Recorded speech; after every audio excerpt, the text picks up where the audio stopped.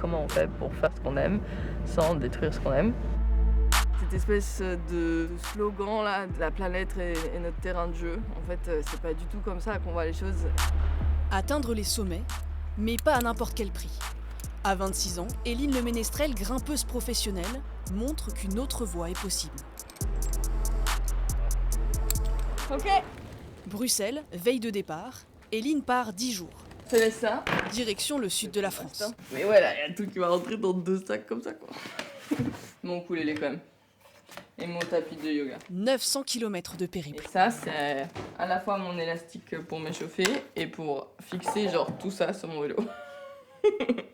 Et si tout doit tenir sur son vélo, c'est qu'elle n'y va pas en voiture, ni en avion, mais en train, avec Pablo, son compagnon de route. Vraiment, je me suis levée ce matin, j'étais là en mode on est si loin de notre destination.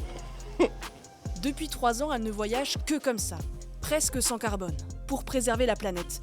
Un changement de vie radical après une expérience traumatisante. J'ai eu un accident et j'ai pas pu grimper dehors pendant plus d'1 an et demi. J'ai même pas marché pendant 1 an.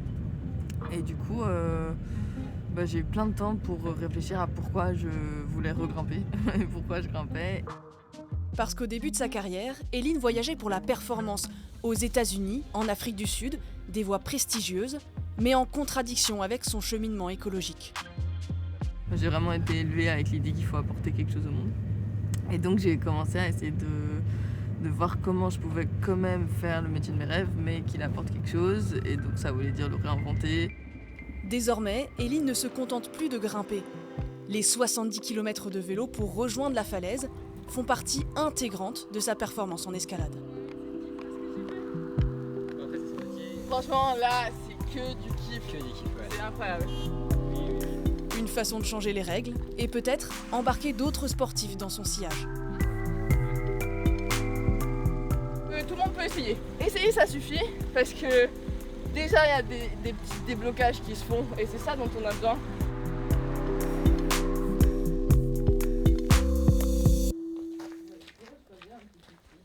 Encore 1 heure de balade matinale pour atteindre la destination. Saint-Léger du Ventoux, un des plus beaux sites de France. Ici, les voies atteignent le 8e et 9e degré, le niveau ultime de l'escalade. Éline travaille sur son nouveau projet. Ok, bon. Réussir des voies lui assure le soutien de ses sponsors et lui permet de promouvoir un sport plus responsable. Avec les réseaux sociaux, etc., il y a de plus en plus de gens qui nous suivent et qui s'intéressent à ce qu'on fait. Ils s'intéressent plus juste à nos performances sportives, mais à toute notre vie. On se doit, je pense, d'utiliser cette influence pour pouvoir faire passer des messages qui vont vers le sens et qui vont vers le bien. Et trop hâte que Mbappé commence à faire passer des idées écologiques, quoi. Ça va bien finir par arriver.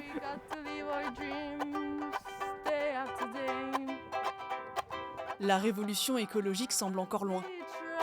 Mais pas après pas, Éline Le Ménestrel garde le cap dans le défi de sa vie, rester fidèle à sa voix intérieure. So hard, because we can